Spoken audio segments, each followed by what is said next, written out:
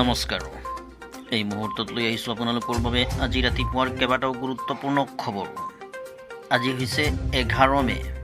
আজি ৰাতিপুৱাৰ প্ৰথমটো গুৰুত্বপূৰ্ণ খবৰ হৈছে বিজেপি বিধায়কৰ চাঞ্চল্যকৰ মন্তব্য। চৰ অঞ্চল হৈছে সন্তান জন্ম দিয়া ইণ্ডাষ্ট্ৰী। এই মন্তব্য কৰিছে বিজেপি বিধায়ক অতুল বৰাই। অতি সন্ততি জন্ম দিয়াটো চৰ অঞ্চলৰ লোকৰ বাবে এক ডাঙৰ ইণ্ডাষ্ট্ৰী। অসমৰ চৰ অঞ্চলত থকা লোকসকলৰ সন্তান জন্ম দিয়া ইণ্ডাষ্ট্ৰীসমূহ বন্ধ হ'ব লাগে। চৰৰ এজন মানুহে 20টালৈ সন্তান জন্ম দিয়ে। ল'ৰা এটা জন্ম দিয়াৰ পিছত 8-9 বছৰ বয়সতেই গুৱাহাটীলৈ কণী বেচিবলৈ পঠিয়াই দিয়াটোৱেই তেওঁলোকৰ কাম। এজন পুৰুষৰ 10গৰাকীলৈ পত্নী থাকে। এগৰাকী পত্নীয়ে 2টাকৈ সন্তান জন্ম দিলেও 20টা সন্তান হৈ যায়। গতিকে চৰ অঞ্চলসমূহত সন্তান জন্ম দিয়াৰ ইণ্ডাষ্ট্ৰী থকাৰ পিছত বেলেগ ইণ্ডাষ্ট্ৰীৰ প্ৰয়োজন নাই বুলি মন্তব্য কৰে অতুল বৰাই। বুধবাৰে বহু বিবাহ সন্দৰ্ভত দিছপুৰৰ বিধায়ক অতুল বৰাই এক সংবাদমেল আয়োজন কৰি এই মন্তব্য প্ৰকাশ কৰে। আজি ৰাতিপুৱাৰ পৰৱৰ্তী আন এটি বাতৰি হৈছে প্ৰায় 70% ভোটদানেৰে অন্ত পৰিল কৰ্ণাটক বিধানসভা নিৰ্বাচনৰ ভোটগ্ৰহণ।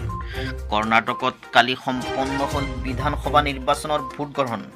বুধবাৰে সন্ধিয়া 6 বজাত কৰ্ণাটক বিধানসভা নিৰ্বাচনৰ ভোটদানৰ অন্ত পৰে আৰু ECIৰ ভোটদানৰ এপত আংশিকভাৱে ভোটাৰৰ ভোটদানৰ হাৰ 72.18% দেখা গৈছে। কৰ্ণাটক বিধানসভা নিৰ্বাচনৰ ভোটগ্ৰহণ নিৰ্বাচনৰ বাবে এক্সিট পোল চলি আছে আৰু ইয়াৰ পৰা বিজেপি আৰু কংগ্ৰেছৰ মাজত তীব্ৰ প্ৰতিদ্বন্দ্বিতা হোৱাৰ কথা অনুমান কৰিব পৰা যায়। আজি ৰাতিপুৱাৰ পৰৱৰ্তী আন এটি বাতৰি হৈছে মুখ্যমন্ত্ৰীয়ে শুভাৰম্ভ কৰিলে আয়ুষ্মান অসম মুখ্যমন্ত্ৰী জন আৰোগ্য যোজনা। ভাৰতীয় জনতা পাৰ্টীৰ নেতৃত্বাধীন ৰাজ্য চৰকাৰৰ 2বছৰীয়া বৰ্ষপূৰ্তি উপলক্ষে মুখ্যমন্ত্ৰী ডক্টৰ হিমন্ত বিশ্ব শৰ্মাই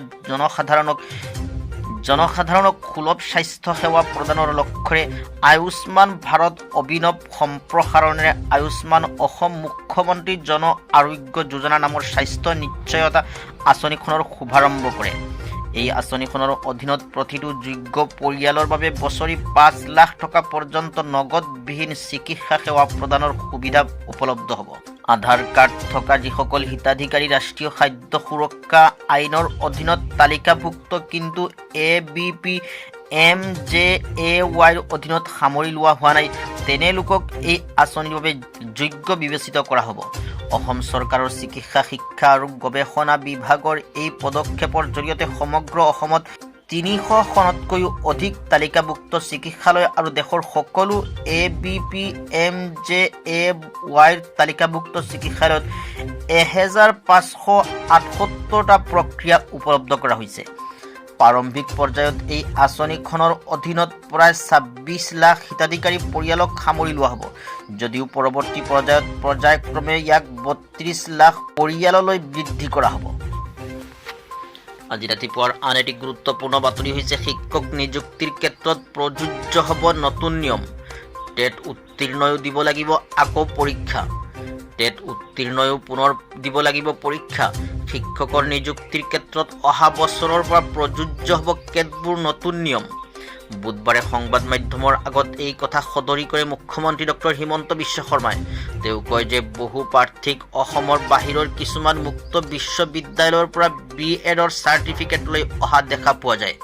চাৰ্টিফিকেটখনত কোনো ভুল নাই কাৰণ তেওঁলোক UGCৰ অনুমোদন প্ৰাপ্ত, কিন্তু মহাবিদ্যালয়সমূহলৈ এদিনো যাব নালাগে শিক্ষাৰ্থী।